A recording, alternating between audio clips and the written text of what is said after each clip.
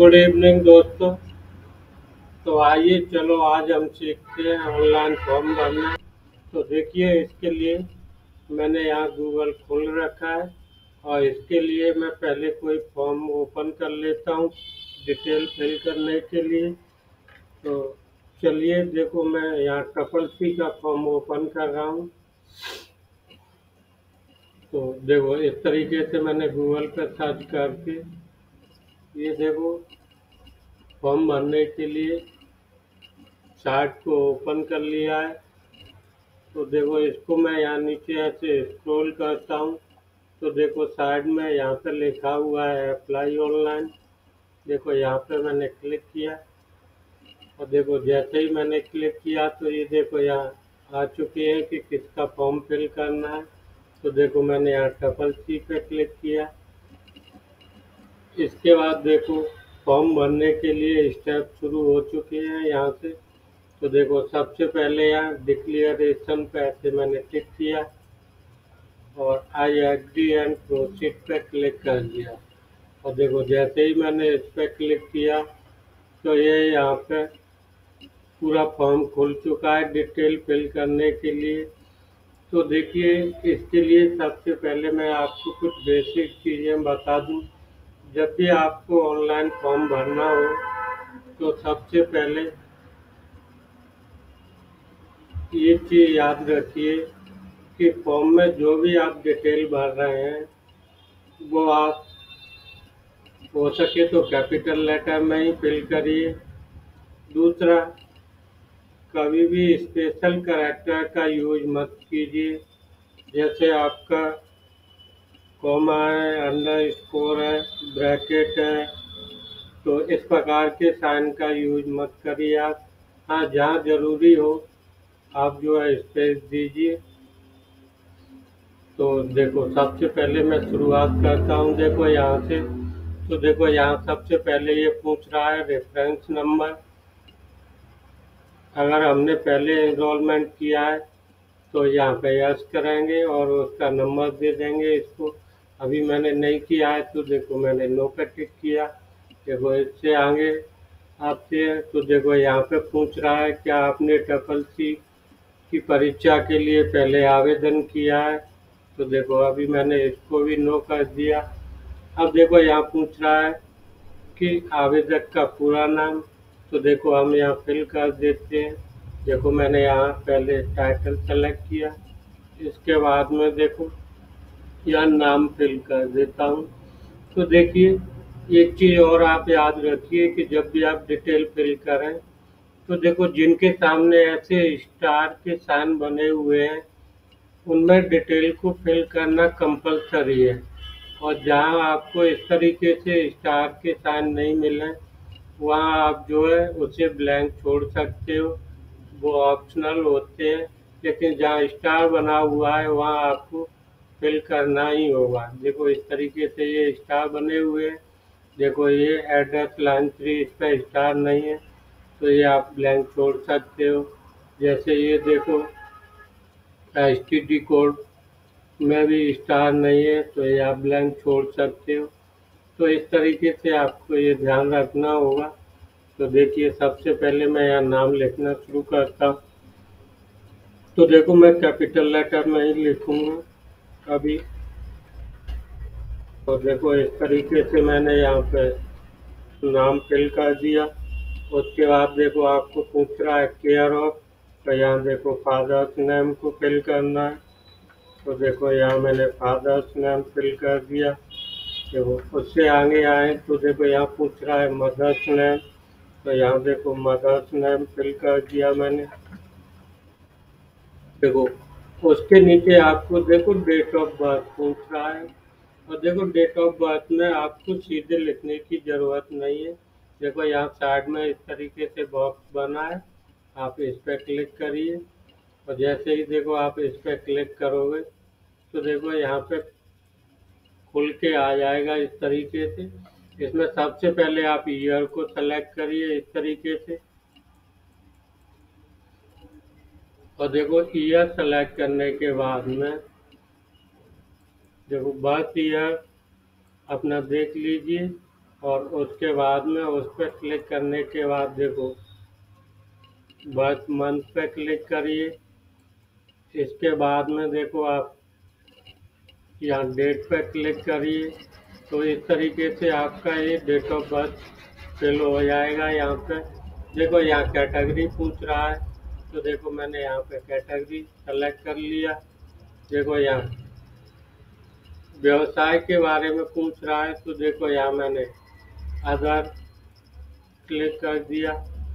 देखो ये डिसेबिलिटी ये मैंने यहाँ नो कर दिया। देखो EWS आर्थिक रूप से कमजोर वर्ग, देखो इसको भी मैंने यहाँ नो कर दिया। देखो ये STD को का स्टार नहीं है, तो ये भरना कंपलसरी नहीं है, इसे मैं ब्लैंक छोड़ देता हूँ। देखो मोबाइल नंबर यहाँ मैं फिल कर देता हूँ। तो उसके नीचे आपको ईमेल एड्रेस पूछ रहा है, तो देखो यहाँ हम ईमेल एड्रेस, और ईमेल एड्रेस आप स्मॉल लेटर में ही लिख दीजिए। देखो मैं यहाँ ईमेल एड्रेस टाइप कर देता हूँ इस तरीके से।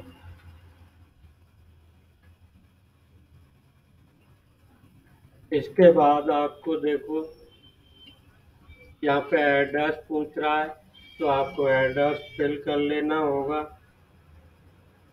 तो देखिए अभी मैं यहाँ ऐसे एड्रेस के लिए देखो मैं पूरा ऐसे फिल कर देता हूँ। देखो सबसे पहले विलेज,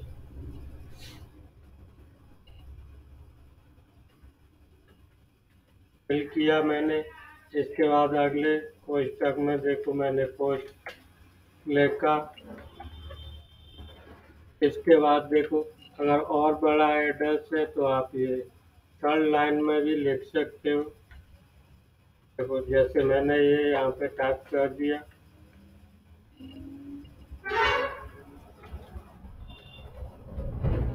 इसके बाद में देखो सिटी का नाम, तो यहाँ सिटी का नाम टाइप कर लेंगे अपने।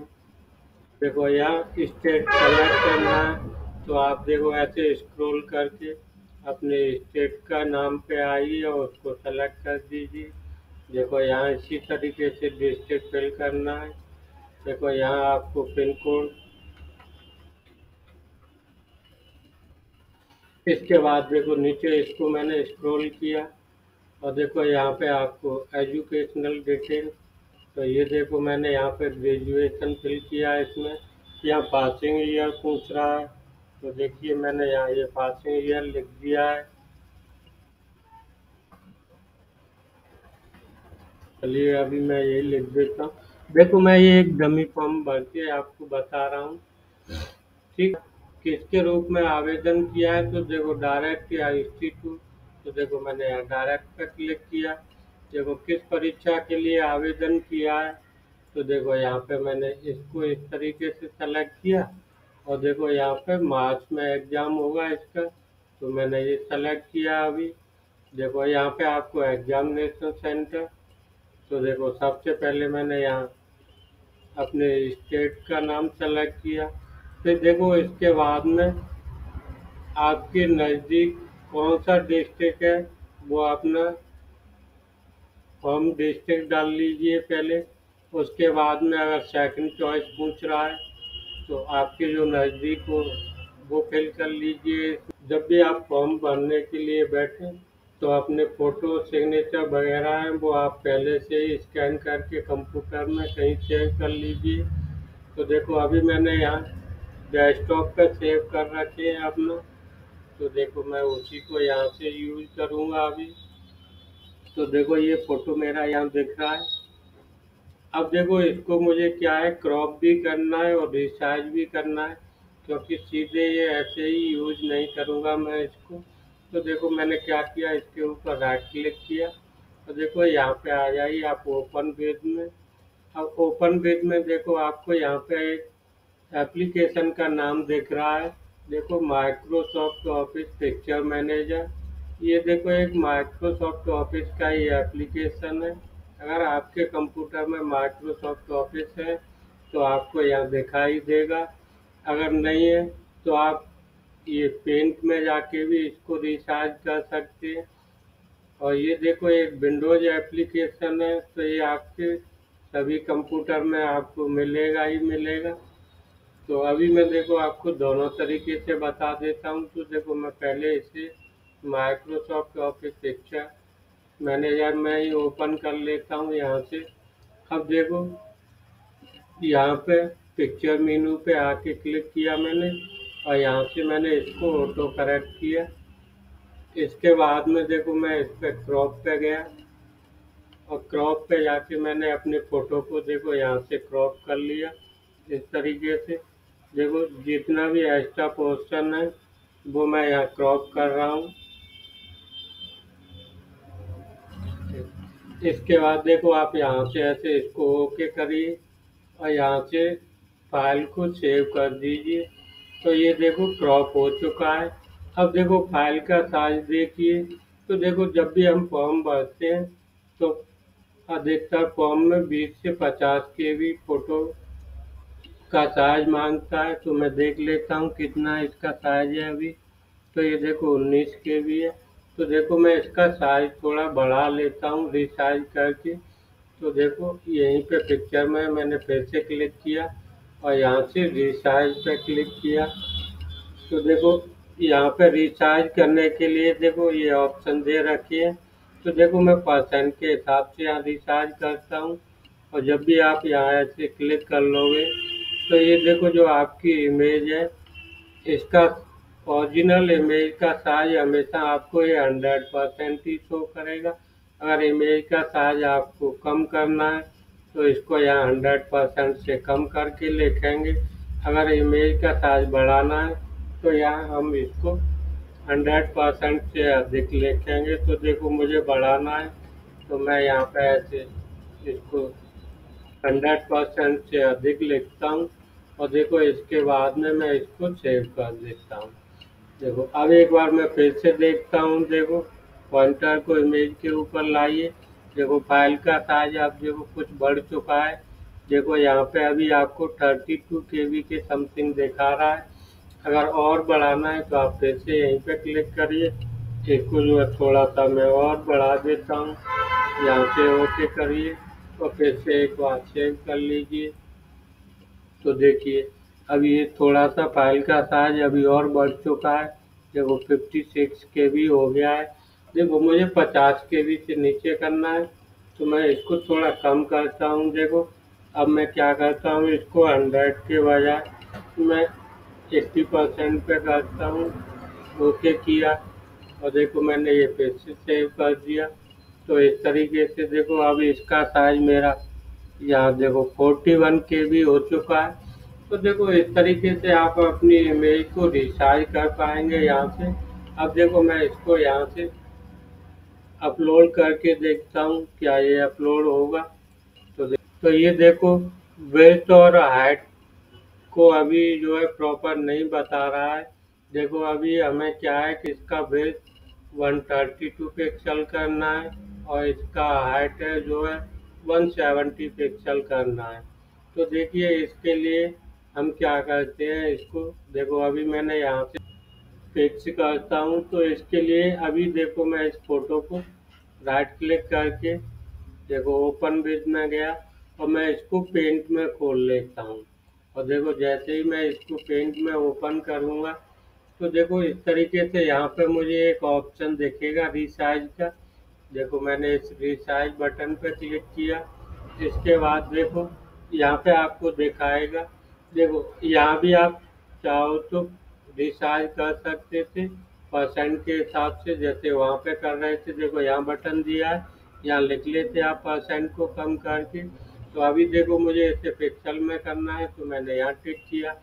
और देखो जब भी आप यहाँ साइज लिखो अपना, तो एक चीज़ आप याद रखिए कि ये जो हटा लीजिए, नहीं तो आप जैसे ही यहाँ पे साइज लिखोगे इसका, तो देखो अगर एक जगह साइज लिखोगे तो यहाँ दूसरी जगह अपने आप चेंज हो जाएगा। अगर आप नहीं चाहते हो कि इस तरीके से अपने आप हो जाए, तो ये जो टिक है आप यहाँ से हटा दीजिए, और उसके बाद में आप देखो चेंज करोगे तो ये आराम से हो जाएगा दोनों जगह अलग अलग। तो इस तरीके से देखो मैंने यहाँ इसको पिक्चर में साइज दे दिया। उसके बाद देखो मैं इसको ओके करता हूँ और ओके करके देखो मैं यहाँ से इसको सेव कर लेता हूँ। अब देखो मैं इस फोटो को एक बार फिर से अपलोड करके देखता हूँ। इसके बाद देखो सिग्नेचर पे यहाँ पे चूज फाइल पे क्लिक करके अपलोड के लिए लेता हूँ। ये वाला कैप्चा कोड यहाँ पे ऐसे फिल कर देंगे। इसके बाद में देखो यहाँ डिक्लेरेशन पे आपको क्लिक करना है और उसके बाद यहाँ से इसको सबमिट कर देंगे। देखिए आज आपने सीखा कि किस तरीके से हम कोई भी फॉर्म ऑनलाइन फिल कर सकते हैं। उसमें फोटो और सिग्नेचर को किस तरीके से क्रॉप और रिसाइज करके अपलोड कर सकते हैं। अगर आपको वीडियो अच्छा लगा हो तो आप जो है लाइक कीजिए, शेयर कीजिए और चैनल को सब्सक्राइब कीजिए।